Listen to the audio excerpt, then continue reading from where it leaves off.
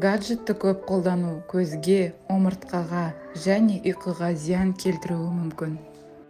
Ұзақ уақыт экранға қарау көздің шаршауына әкеледі. Қыздарым, сендер білесіңдер ме, балаларға таза ауада серуендеу, кітап оқу және спортпен шұғылдану өте пайдалы. Иә, анасым. Онда бәріміз серуенге шығайық. Иә, анасым.